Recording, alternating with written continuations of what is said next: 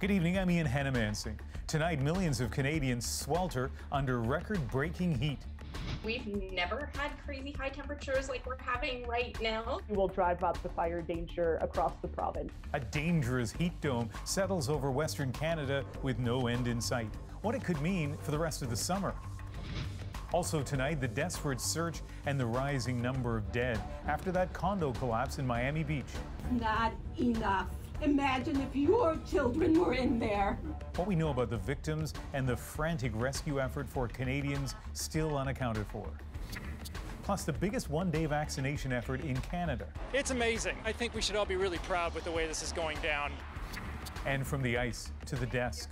I am having a great time. Olympian Jennifer Botterill on finding a new home on Hockey Night in Canada, diversity in broadcasting, and the future of women's hockey. It does feel like we're on the verge of something special. This is The National.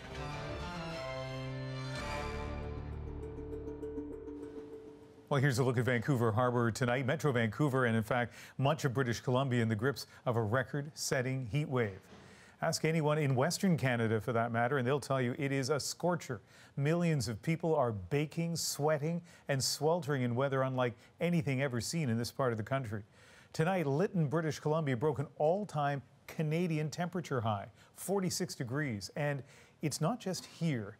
The dangerous heat extends across 3 provinces and 2 territories, dozens of communities affected, places that just aren't used to these temperatures.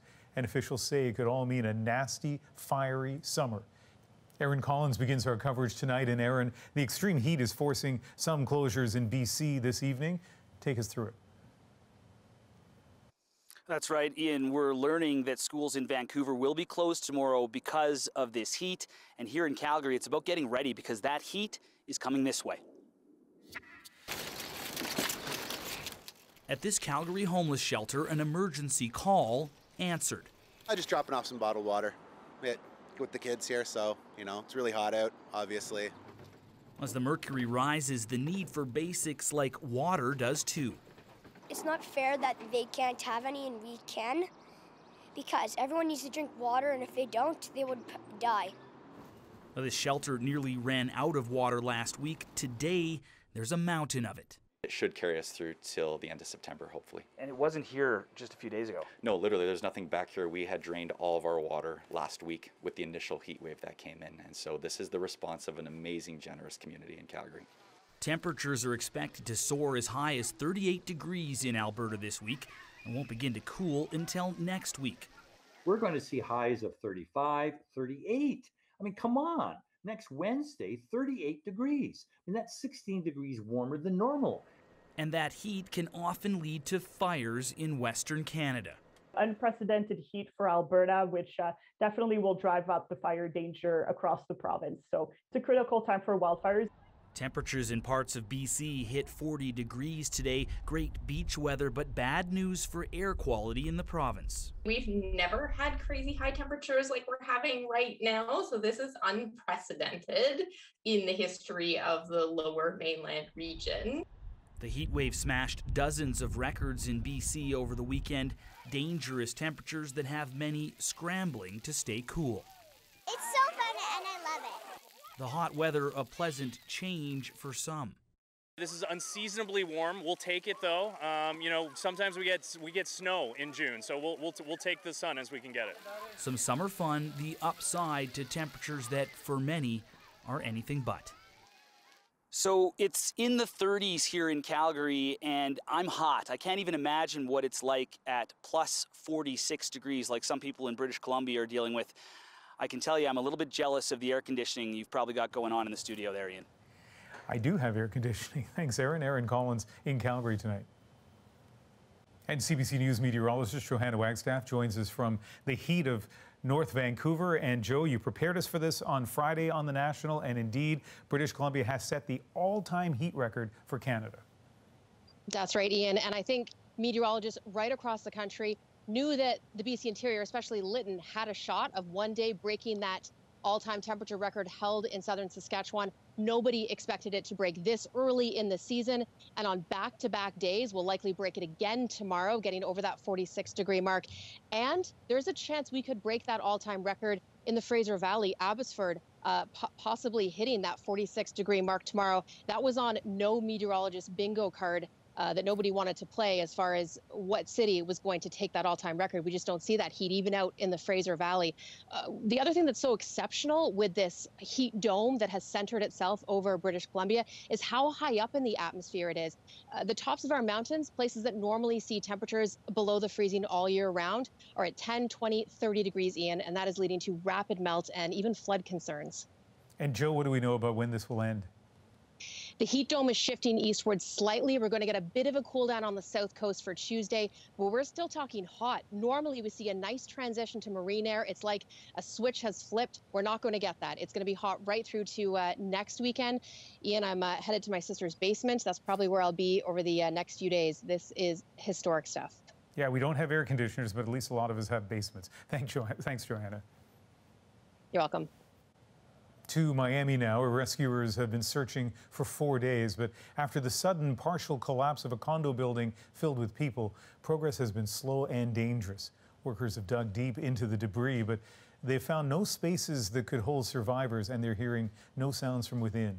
9 people are now confirmed dead, but more than 150 remain unaccounted for, and at least 4 Canadians are among them. Katie Simpson is on the scene in Miami. Katie? Ian, nearly 4 days into the search for survivors, friends, family, they are growing increasingly exhausted as they wait for any new information. The search and rescue team has finally caught a break. A fire that burned beneath the rubble for days is now out, allowing crews to dig a deep trench and better search the debris pile. Getting the fire and the smoke under control was very, very pivotal, and the good weather today were 2 very positive developments. There is still hope survivors will be found, but the slow nature of this operation is agonizing for the families of the missing. Frustrations boiled over at a private briefing with first responders shared on social media. And I know you're doing everything you can, but it's not enough. You gave us a promise and you're not fulfilling it. Relatives were taken by bus for private tours of the site in person, their first up-close look at the search and rescue mission. As the wait for information drags on, people here are doing what they can to comfort themselves. David Cohen wanted to be as close to the site as possible to pray. I have friends, very close friends, that are underneath the ruins and the what is left of the building, and I'm just praying that they're still alive. A small memorial is growing along the beach, a place that has long brought so much joy, now home to a national tragedy. It's just, the first thing I feel is it's sad. It hurts. You feel everyone's pain. 4 Canadians from 3 different families are among the missing. Government officials here in Miami are doing what they can to get them information and provide support. This is a terrible situation. It's shocking and it's tragic. So first of all, you know, our sympathies to these people having to deal with a terrible situation. And with this many Canadians in Florida, people are going to want to know, because anybody could feel like this could be me. So the tragedy here, Katie, obviously paramount, but do we know anything more about how this happened? There's still no official explanation yet, Ian, but there was a 2018 independent investigation or inspection of this building, and that inspection found there was flawed construction as well as significant structural concerns. However, that report did not say that the building was in any sort of imminent danger. A multi-million-dollar renovation was planned for this year, but obviously that can't happen. Ian. All right, Katie in Miami Beach tonight. Thank you. The discovery of as many as 751 unmarked graves at a former residential school in Saskatchewan has added fuel to the calls for change, action, even criminal charges. As Aaron Broman shows us, as those at the center of the trauma work through what comes next, Canadians across the country are making sure they're not alone in their grief. In a show of support from Winnipeg's Sikh community, more than 100 riders headed to the site of a former residential school today in Brandon, Manitoba. Organizer Botterill is of both Sikh and Cree heritage. They wanted to pay respect to the residential school system, to the kids who never made it home. The ride began with an Indigenous prayer, then a Sikh one, as people reflected on the discoveries of unmarked graves at the Kamloops and Marival residential schools. Jaspreet Singh says many new Canadians didn't know this part of Canada's history. It's really shameful. By doing this ride, we might not make a big difference, but we are only trying to let the Indigenous people know that we know about the situation now. Last night, a vigil was held at the site on Cowessess First Nation. 751 lights, one for each reported unmarked grave. It's illegal under Saskatchewan's Cemeteries Act to remove a headstone, but Chief Delorme says it happened here around 1960 by a Roman Catholic priest. So that is why we are treating this like a crime scene at the moment. The Archbishop of the Archdiocese of Regina knew the graves were unmarked and says the discovery of so many is a call to action. About the legacy of residential schools and the abuse that took place there, the removal from families, the deprivation of parents, of language, of culture, of spirituality. Back in Manitoba, Elder Raymond Mason followed the motorcycles by car, thinking of his own time in residential schools. And it just hurts me, because I could have been one of them. We need to stand shoulder to shoulder with the Indigenous people and to let them know that at this hard time, we are with them. And on this highway, beside them, on the journey forward. Aaron Broman, CBC News, Winnipeg. And 2 more Catholic churches on First Nations lands were burned this weekend in BC. That brings the total now to 4. Calls for the 2 fires came in less than an hour apart early Saturday morning. Police are treating both as suspicious. And last night, the statue of a former pope outside an Edmonton Catholic church was vandalized. It was covered in red handprints and smeared with paint. As we get closer to Canada Day, more communities and groups are canceling or changing their usual celebrations following the discoveries of those unmarked graves, including this weekend the Rotary Club of Yellowknife. We felt an act of celebration would be disrespectful to probably the pain, the anguish, the confusion that many Canadians feel. AD is canceling the annual Canada Day parade that it's been putting on for about 40 years. In Pickering, Ontario, the mayor is inviting people to focus instead on education, reflection, and reconciliation. Together we need to learn more. Together we need to take action. It comes after Victoria canceled plans for a television special when some local Indigenous people said they didn't feel they could participate this year. We said, well, if our neighbors were grieving, how could we celebrate? I would never tell somebody what to and what to not celebrate. But the chief of the Cowessess First Nation says there is something everybody should do.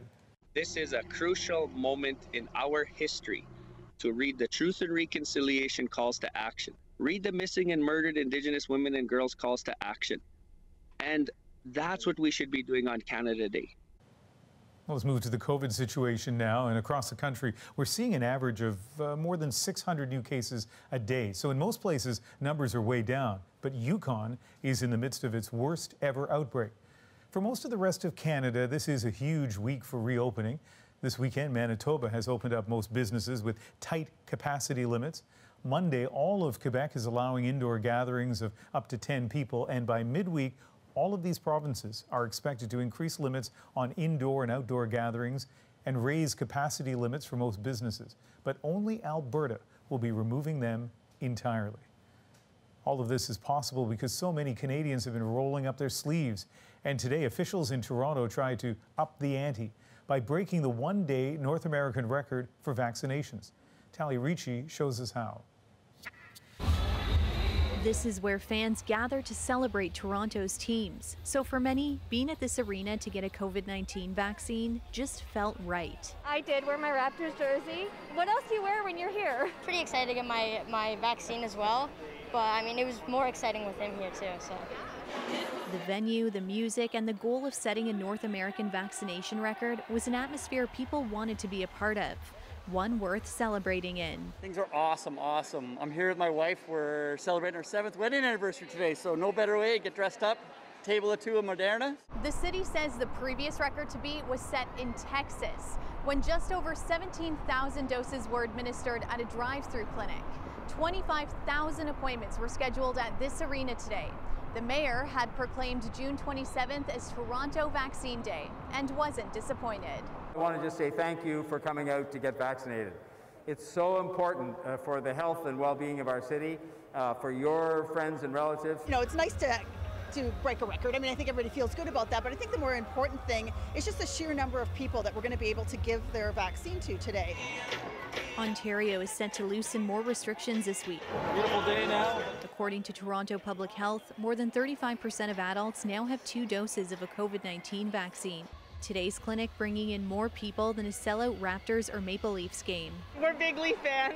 Yeah. Unfortunate that they're out of the playoffs, but we're still fans through and through. It's cool to be part of a crowd atmosphere. Like, the music really got us going today. Hopeful that the next time they're here, it's to cheer on their team.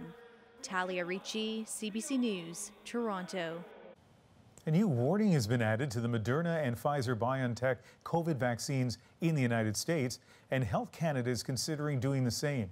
It's for an increased risk of heart inflammation. That is a rare side effect, but it is one that's showing up in some, usually younger recipients. Still, as Christine Burak explains, the message from health officials is clear. It's still safer to get the shot than not to. American health officials say there's a likely association between mRNA vaccines and an increased risk of rare heart inflammation in teens and young adults. I woke up at 2 a.m. with chest pain. 16-year-old Noah Hires went to hospital 2 days after his second shot. We've vaccinated about 20 million young people, and we have received about 300 cases now that we're looking at. The U.S. CDC says most cases of myo and pericarditis were in males 16 and older. Symptoms were often felt within days of the second Pfizer or Moderna dose, and no deaths have been reported. All of these people tend to do very well. The benefits of vaccination far outweigh the risk. The CDC says the risk from the Delta variant is greater. For every million male teens, an estimated 5,700 will get COVID. Over 200 will end up in hospital, 71 in ICU, and 2 teens will die. Vaccinating this group would result in 56 to 69 mostly mild myocarditis cases. This experience was much better than getting COVID. A warning just means this is something you need to be aware of. Dr. Brian McCrindle is a cardiologist at Toronto Sick Kids Hospital. He's seeing and treating myocarditis cases after vaccination with ibuprofen or Advil. His advice to parents? This risk is very, very low. We're at a critical time point in the pandemic where we need to get as many people vaccinated as possible. The first couple of days were definitely like the worst. 20-year-old Samantha LaFrenz had heart inflammation after her second Pfizer shot. Her mom says parents should watch for symptoms like trouble breathing and chest pain. There's nothing wrong with having them looked at, but don't let this scare you into not getting vaccinated. She has seen the risks and still wants all her children fully protected from COVID. Christine Burak, CBC News, Toronto. This was the last weekend of Pride Month. Typically, the streets of many big cities would be full of floats, rainbows, and pride. But for the second year, the pandemic kept Toronto's Pride March to the virtual world. The festivities were a 40th anniversary celebration of the city's LGBTQ history and diversity. They were hosted by Canada's drag superstar Priyanka. I hope you're enjoying the show. I hope you're having an incredible time, and I hope that you're falling in love with me. Elsewhere in the world, the downward trend in COVID infections meant people marched in person. This is really a movement of people that are very passionate about their activism. The streets of New York were awash in colors and rainbow flags. Revelers chanting and twirling as they made their way through the city. But a very different scene in Istanbul, where police in riot gear pushed and shoved to break up a pride parade. Turkey has repeatedly banned events like this in recent years, but people have continued to march in defiance. A tornado hit a small Ontario town, leaving a path of destruction. Look at that tree. We'll hear from one couple who got in their car to flee to safety as the twister hit. It all happened really fast. And they may seem harmless, but these caterpillars are invading some parks with devastating consequences. It's very, very sad to see trees being decimated. Plus, the Habs are getting ready for the Stanley Cup Finals, and so is broadcaster Jennifer Botterill. He did look good. My conversation with the hockey analyst about her move from the ice to the desk and the future of the women's game. It does feel like we're on the verge of something special. We'll be right back.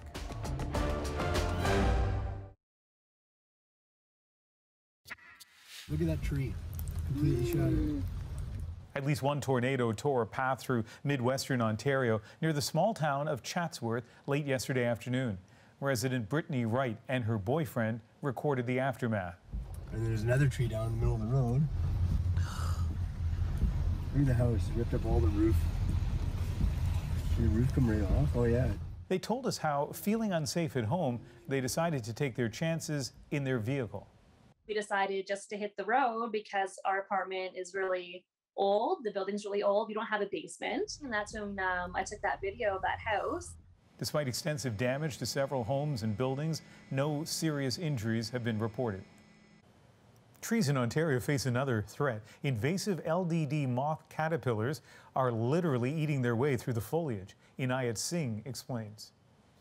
1, 2, 3, 4, 5, 6, 7, 8, 9, 10, 11, 12, 13, 14, 15. That's a lot of caterpillars. Seeing a caterpillar may be exciting for young children, but this year it's a sign of an unwanted invasion. It's very, very sad to see trees being decimated, and some of them won't be returning. People across Ontario and parts of Quebec have been scrambling to protect their trees from an outbreak of the LDD moth, short for Lymantria disper disper. Commonly known as the gypsy moth, that term is now considered pejorative. Joel Harrison-Off, a Toronto Forest Health Inspector, has been watching the caterpillar spread. You're seeing almost completely stripped bare oak trees, especially here in Hyde Park. The caterpillars have almost completely fed on all the leaves. The infestations pop up roughly every decade and last for 4 to 5 years. The stress the caterpillars put on trees as they eat their leaves makes them more vulnerable to drought conditions, other pests, and more. It's more or less that they're opening a door where the other diseases can come in and hurt them. The worry for forestry experts is that with climate change, the outbreaks of this caterpillar will last longer and make it harder for trees to recover. Usually, most of the caterpillars die from a virus or fungus that ends their outbreaks. But Harrison-Off says drier and warmer springs caused by climate change can prevent that virus from forming. He cautions that we won't be able to get rid of the LDD moth. It's going to be a concern as we move into the future, especially in areas like Hyde Park where we're going to see oak decline. Last year, the caterpillars defoliated 580,000 hectares of land in Ontario, an area the size of Prince Edward Island, and they could eat through even more this year. And while many of those trees will recover, the caterpillars are warning of the dangers Canada's forests face from pests and climate change. Inayat Singh, CBC News, Toronto. As discoveries of unmarked graves at residential schools across the country grab our attention, one community is changing the narrative. Our voices just weren't heard. The difficult work of turning one former Ontario residential school into a space for Indigenous culture. Plus, we got to send a message to the Prime Minister of Canada, say, hey, we're still here. Reflecting on an anniversary in Canada's north and promises unmet. Next. No, he's not in his room. Welcome back. Since the discoveries in Kamloops and now the Cowessess First Nation, we're hearing more from residential school survivors and their families, like those sent to Mohawk Institute Residential in Brantford, Ontario, where more than 15,000 children were forced to attend to have their Indigenous identities erased. Nick Purdon examines the building's role now as a center of healing and remembrance. It was late at night. It was really dark in here, and this whole room was filled with bunk beds all the way around over to the other side with about 60 kids. Dawn Hill says she will always remember her first night at residential school. When my sister Roberta was kind of frightened, she said, "Can I come sleep with you?" So I said, "Sure." She crawled in bed with me, and we kind of looked around, talked a little bit about where we were and kind of being both a little afraid. What Dawn didn't know is that here, sharing your bed with a sibling had consequences. We got the strap, and we had welts from the crook of your arm down to your fingertips. I mean, how could you strap a little 6-year-old or a 7-year-old that harshly? And it wasn't soft. It was really hard like that. That was Dawn's introduction to the Mohawk Institute Residential School in Brantford, Ontario. And the next morning, her very first, she learned who she was here. They didn't call me by Dawn. My number was 54. My sister was 34. So if they wanted to talk to me, they'd say, number 54, come here. It became a very lonely place because nobody really hugged you. Nobody said you did anything really well. I remember I was writing one time in class, and I was trying to do cursive writing, and Miss Cripps, that was her name, our teacher, she was walking up and down the aisles, and she comes along, whacks me right across the knuckles with the pointer. Well, I don't know what she was expecting, because I couldn't even hold the darn pencil after that, never mind write. And so, our whole environment was one of violence, uncaring people. Dawn spent 4 years at the institution. She was one of 15,000 kids who were required to attend during its 140 years in operation.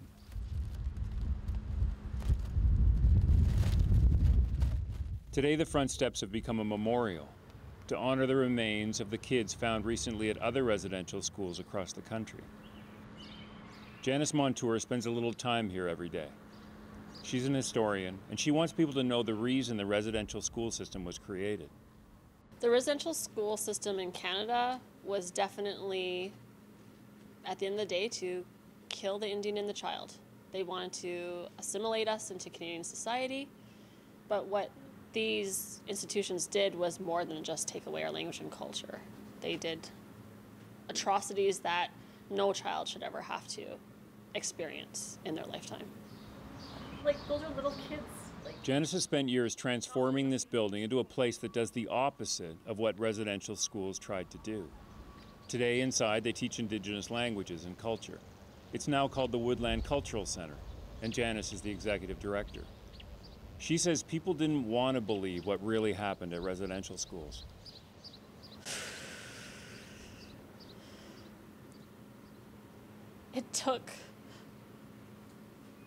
Why did it take a mass grave to prove what our communities have been saying for years about these places? It's frustrating, I've been doing tours since I was 15 of this place, and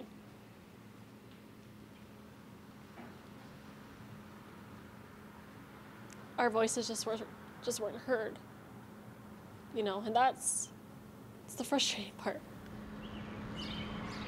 Janice says a question that needs to be answered is whether there are remains on the grounds here. Mark Hill, the chief of Six Nations, wants to lead the search.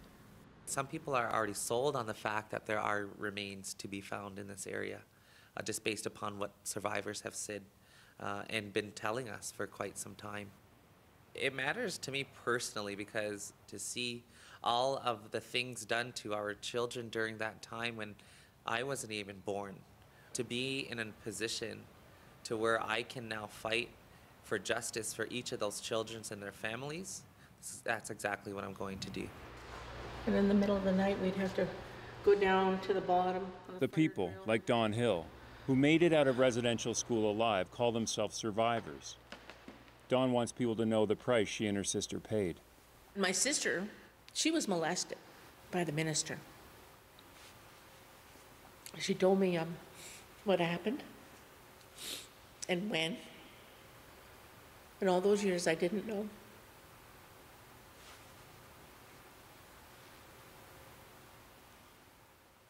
It took Dawn's sister Roberta almost 50 years to talk about what happened to her here and how she tried to cope as a little kid. So after it happened and she knew she had to go to church and he was there, that first Sunday afterwards, she was getting ready for church and she was so afraid. She's just so upset and everything. Her nose started to bleed and it wouldn't stop. So she said, they didn't make me go to church that day. And then she said the following Sunday, she knew she was supposed to go again. She started punching herself in the nose to make her nose bleed so she wouldn't have to go. I think it really changed her. I think that's where my bed was and my sister's was over there. Dawn grew up to be a teacher. She has a daughter and grandkids of her own. Pipes. And she remembers that as a little girl herself, all she ever wanted to do was play. You see these pipes up here? Eventually, over the years, I migrated to the top bunk, so I would swing on those pipes across the room. And I know Miss Ton came in one time, and I was over there. My bunk bed was over there. I had to swing back all the way down and get down and get the strap. I knew it was coming. The last of these institutions in Canada closed their doors in 1997. We know their legacy will be with us for a long time. But maybe there's one thing we can do today, knowing what happened to the kids inside. Stop calling them schools. Nick Purdon, CBC News, Brantford, Ontario. And a reminder, the National Indian Residential School Crisis Line is available if you need help. The number on your screen is staffed 24 hours a day. This summer marks a difficult anniversary for Indigenous people in much of Canada's north. It was 100 years ago that they signed what's known as Treaty 11 with the British Crown. They thought it was one of peace and friendship. As Juanita Taylor explains, that's not what happened. A long-awaited gathering in the Dead Show. It's what Dene have always done this time of year since time immemorial. But today, people are commemorating what happened 100 years ago, the first signing of Treaty 11 with the Crown here in Fort Providence in 1921. In Canada, they wanted us to become faithful Canadians. The Crown's interest in this part of the North came from the 1920 discovery of oil in Fort Norman. Then in 1921, it sent officials down the Mackenzie River with a pre-written treaty citing peace and friendship. But as Chief Joachim Bonnet-Rouge knows through oral history, Treaty 11's intent was the opposite. Their big concern was, of course, the land, the environment, and concern about the changes that would come. Sure enough, it was true. Treaty 11 forced the Dene to surrender their land and empower the Crown to regulate their rights to fishing, hunting, and trapping. And that has leaders today reflecting on the significance of this 100-year anniversary. They met for the 3 days with Commissioner Conroy. There was never, ever any mention of land. An important part of history, not only for the NWT, but also for Canada. If you're Canadian, you're part of the treaty as well, too. Denise Nakeko says Treaty 11 paved the way to modern-day treaties. Well, there would be no country, this nation-state, there would be no existence of it without those treaties and without Indigenous peoples. So we're nation builders. The anniversary is also important for this Dene writer.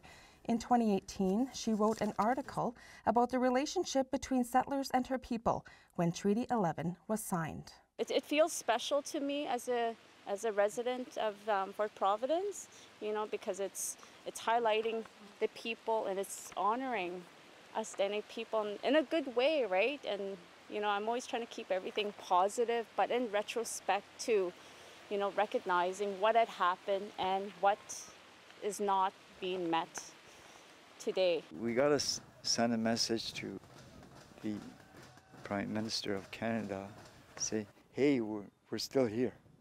There are at least a dozen more events scheduled in communities down the Mackenzie River, following the route made by the Treaty Party 100 years ago. Juanita Taylor, CBC News, Fort Providence, Northwest Territories. Sad news from Ottawa's Jewish community tonight. Rabbi Reuven Balka, the man known to many as Canada's rabbi, has died. A revered leader, Balka was the rabbi emeritus of his Ottawa congregation for more than 5 decades. A writer, broadcaster, and activist, his lifelong efforts to foster love and understanding between people of all backgrounds earned him many accolades, including the Order of Canada. CBC Radio's Ottawa Morning spoke to Rabbi Bulka back in January after he was diagnosed with advanced inoperable pancreatic and liver cancer. Even then, his message was one of love and generosity. What can I do to make this world a better place? So that when you leave this world, looking back, you say, it's a little bit better off because I was here. Rabbi Reuven Bulka was 77. Welcome back. The Habs are off to the Stanley Cup Finals. So exciting. But there's a bit of worry among some fans today after a player was left home out on COVID protocol, meaning he may have been in close contact with someone sick or showing symptoms. Valeria Corey Minocchio has more. Habs general manager Marc Bergevin broke the news this morning. Forward Yoel Armia won't travel with the team for the start of the Stanley Cup Final in Tampa. It's not ideal. It's something we've kind of been dealing with all year. Army's obviously an important player for us. It's just another little piece of adversity we'll have to deal with. Armia is having a productive postseason, scoring 5 goals and 8 points in 17 playoff games. But Habs fans say this is just another bump in the road to the Stanley Cup. I think that the team has learned to roll with the punches. Obviously, Dom Ducharme has been out. I think the team can adapt. As COVID continues to haunt the Habs on the ice, the excitement has practically wiped COVID from the minds of Montrealers. We haven't seen this in our lifetime. For our kids who were babies at the time in '93, and they're huge Habs fans, it's like a thrill. It's like the first time they've ever seen this, so it's very exciting. That excitement is a boon for businesses in downtown Montreal too, as restrictions are set to loosen this week. Bars and restaurant patios are busy, and hotels are welcoming fans from outside Montreal. The Habs making it to the final is quite literally the electric shock everybody was hoping for. Some people, they don't know about hockey at all, and they become like fans, and people, they're asking about jersey again and again. And the most selling one was Carey Price, but since yesterday, it's Caulfield take over. Game 1 of the final is tomorrow. Fans are hoping the team keeps rolling with the punches and brings home the Stanley Cup for the first time in nearly 3 decades. Valeria Corey Minocchio, CBC News, Montreal. Olympic champ Jennifer Botterill will be part of the finals, doing analysis on Hockey Night in Canada. And while she now has a regular gig analyzing the men's game, she hasn't stopped working to grow women's hockey. I spoke to her about that and more. And Jen, just a sense of the first 20 minutes. Well, how important it is to have an approach to play to win. And that's a big difference from wanting to not lose. Jennifer Botterill has had that winning approach for years. Jennifer Botterill now beats the defense, in on goal. Botterill scores! Her Hockey Canada resume includes 3 Olympic gold medals and 5 world championships. How did you feel that Charlene played today in that? I thought she did well. I think for her it was just getting a little bit used to the game experience. She retired after the Vancouver Olympics and went into broadcasting as a game analyst. Let's go ringside. Here's Jennifer Botterill. Thanks, Brendan. Well, 4-on-4 will provide the team with a little bit more space. And in 2018 made the move to the United States, working between the benches for the New York Islander games. Jennifer, obviously we wanted to know how Jean-Gabriel Pageau would look in the opening period. Looked good. He did look good, and he's a player that you could describe as very reliable. Back in Canada and on the desk with Ron MacLean this past season, the Hockey News has called her a breakout star. You're doing something bold, meaningful, long-lasting.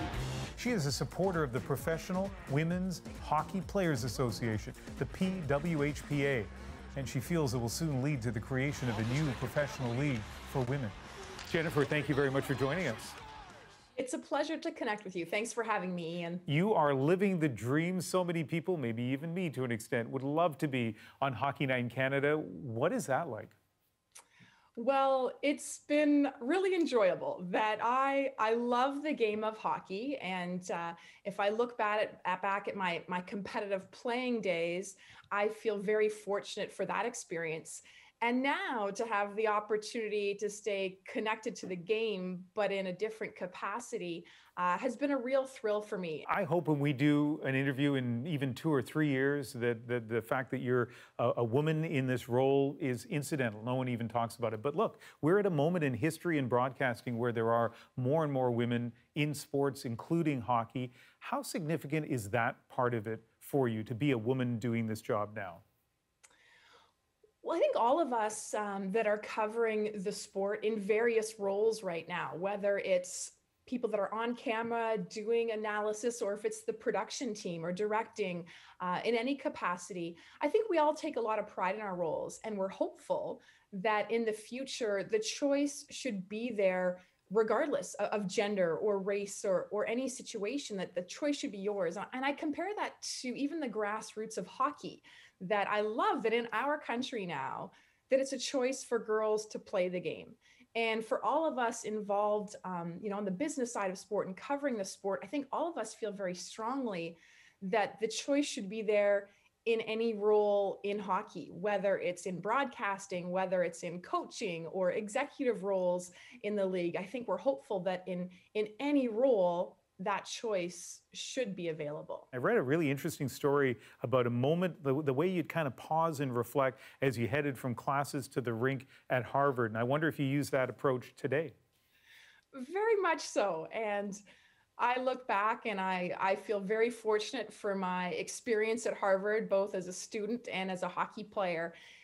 And I do feel like I developed a lot as a person, and I called them little moments of appreciation. And I would say it's very much the same when I'm heading into the studio, and whether it's Hockey Central or Hockey Night in Canada or a Stanley Cup playoff game, that it is busy and it's intense in those moments, knowing that it's potentially millions of people that are watching. But that's also the excitement, the thrill. And if you think back to being an athlete and playing in front of millions of people, that those are the moments that you train for and you prepare for. And I very much carry that forward to these opportunities as a broadcaster and as an analyst, to say, well, these are the moments that you want to shine and you want to thrive in these moments. You are much more, of course, than a broadcaster and a former hockey player. You're an advocate of women and girls hockey right now. What does success look like to you? How would you define success for women's hockey? Success is on a few levels. I've certainly supported the PWHPA, and they believe in a sustainable women's professional league. So it's that sustainability at the elite level, but part of their vision is very important, because that's very much in line with my beliefs, that it's not just about the elite players, but if they have that professional league, that will in turn influence those that are registering to play the game at a young age. So it's about having that professional women's hockey league for girls to dream about and to strive towards the chance to play there one day. But it's the effect that will have on young girls growing up that want to now register and get involved with the game. And so I think that success is on many levels, from that grassroots up to the elite level. And it does feel like we're on the verge of something special for elite women's hockey players. And so I'm hopeful that we will get to that point sooner than later. And back to Hockey Night in Canada, are you having fun? I am having a great time. Thanks for asking. Yes. All right. Jennifer, thank you very much. Pleasure. Thank you. And as I mentioned, she'll be part of the finals here on CBC as well as Sportsnet. When we come back, the woman soon to be Halifax's latest centenarian celebrated. So wild to think that now it's her 100th birthday, because the 75th was such a milestone for everybody. So here's the important thing, advice on how to reach 100. Next.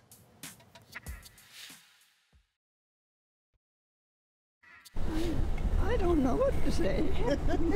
Are you excited? Yeah. This is Margaret David Gordon. On July 1st, she'll turn 100 years old. She's lived through the Second World War, the invention of the internet, even coming down with COVID. And now her party has already started. While wishes from family and friends have started pouring in, Margaret's once-in-a-century moment is our moment.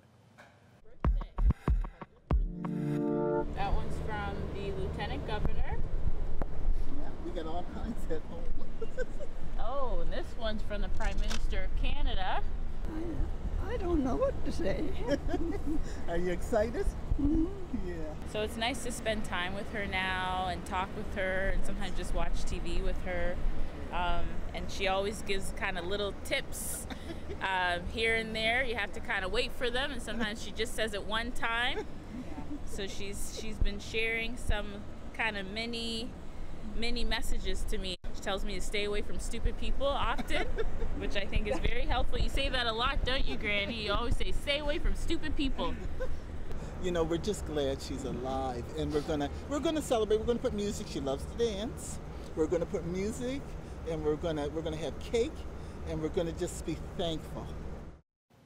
By the way, you heard right. She did get COVID, but according to her family, quote unquote, she just breezed through it. And in terms of life advice, which often people do go to those who turn 100 and ask for that, besides what you heard, avoid stupid people, she also mentions to her family that try to change things up and drink lots of water. Good advice. That is The National for June 27th. Good night.